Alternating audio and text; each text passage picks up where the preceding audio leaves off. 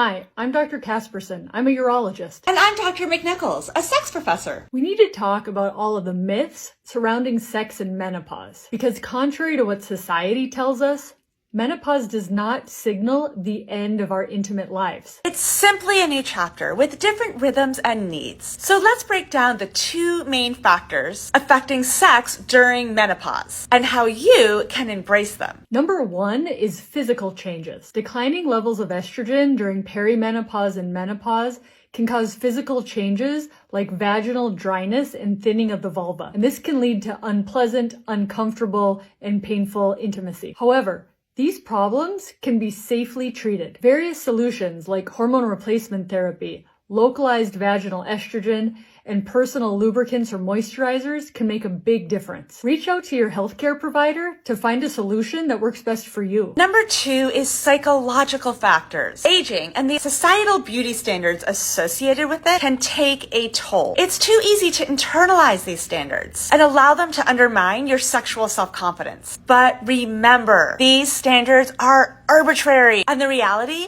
is that you are capable of and entitled to incredible sex before, during, and after menopause. Menopause isn't about losing your sexual spark. It's about finding new ways to let it shine. Aging is a beautiful process that brings wisdom, strength, and a deeper understanding of yourself, your body, and your desires. Did you know that about 7% of the population identifies as bisexual? That is like 1 in 12 people. So given how common this identity is, let's dispel some myths. Myth number one is that bisexuality is just a phase. A bisexual person isn't just experimenting. A bisexual man isn't actually just secretly gay. A bisexual woman isn't just trying it out until she gets married. Myth number two is that you can't claim to be bisexual unless you've had sex with both men and women and or some other gender. Remember, bisexuality describes our attractions, not our actual sexual behaviors. Myth number three, a person who's bisexual is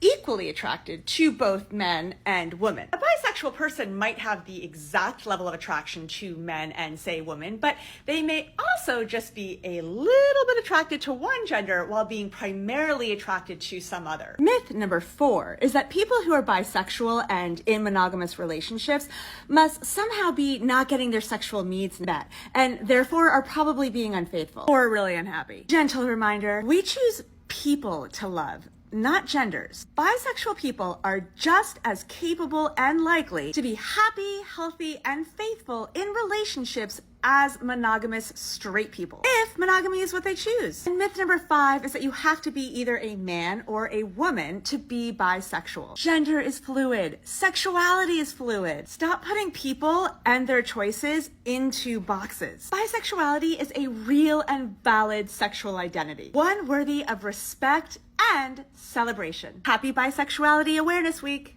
Did you know that archaeologists have uncovered what they believe to be the world's oldest sex toy? An 8-inch dildo made from polished siltstone found in a German cave, which is estimated to be around 28,000 years old. Clearly, our cave-dwelling ancestors knew how to keep things interesting. The ancient Greeks actually were not far behind. They invented the alisbos, a dildo made from wood or leather, which was often used by women who were separated from their husbands who had gone off to war. Now, the sex toy industry has continued to evolve, obviously, throughout history. The 1960s ushered in the era of the battery-operated vibrator, taking sexual pleasure to new heights or lengths. But did you know that the vibrator was originally marketed to men? It was designed to treat impotence in men by massaging the perineum, which is the space right behind the scrotum. When marketers realized that women were making the majority of the home purchasing decisions,